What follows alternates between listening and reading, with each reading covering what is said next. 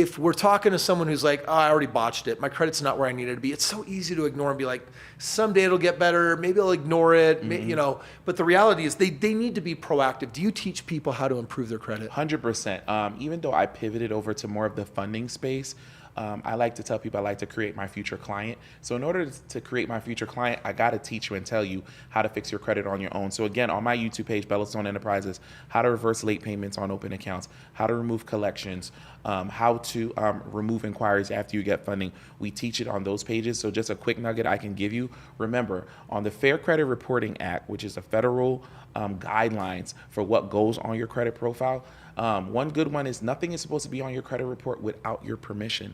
So I actually teach people how to use AI to do that. Hey, ChatGPT, can you create me a letter using the Fair Credit Reporting Act telling Experian that they are not allowed to put such and such on my credit report, print it out and mail it to them. That's round one of doing it. 30 days later, they don't take it off. I want you to call them and get on the phone and be proactive about your credit, because once you're educated and you know those laws, they will comply. The year after I became financially free and quit my job, I moved into this custom-built 10,000 square foot home on the golf course right outside of Sundance Canyon here in Utah. Just a beautiful property. My wife and I started driving nicer cars and traveling around the world. And I remember that when we got a brand new Escalade, my wife hadn't, it was one of those weird deals where it wasn't reporting on the credit bureau yet, but they also weren't setting us up in their system for auto pay. And so my wife forgot about it. Jeez. And she just didn't make the payment for like 3 months. Whoa. And I remember that I had a 30-day late, a 60-day late, and a 90-day late. And I got on the phone with the company. I said, here's the money. I'm so sorry. Your thing didn't come in the mail to notify us. And they said, well, it's not our fault. You're still responsible. I'm like, you're right. But this is reporting on my credit.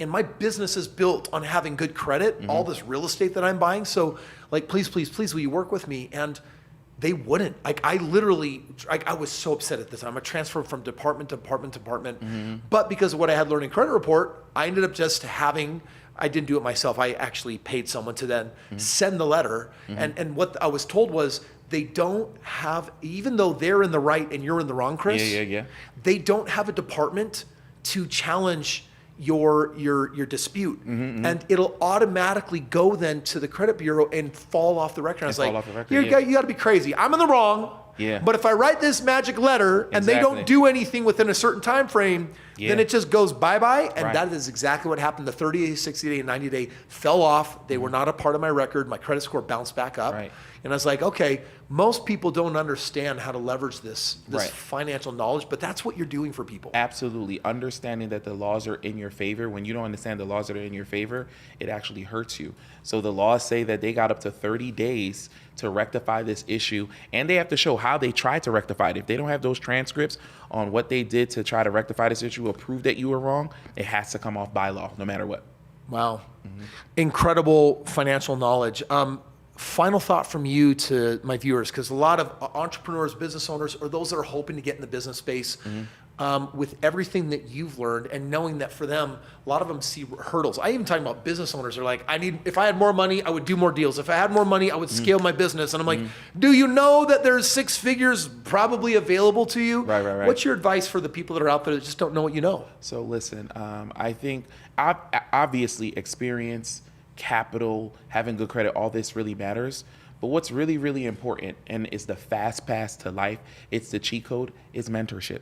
People that have done it at a great level, an amazing level, you need to connect yourself with them. Listen, those people are free on Instagram. Those people, they have programs that you can buy into for monthly subscriptions that are cheaper, or you can pay for the one-on-ones. And it goes into something that I talked to you at your inner circle class. I was like, you have to audit your circle. A private jet only holds 15 people.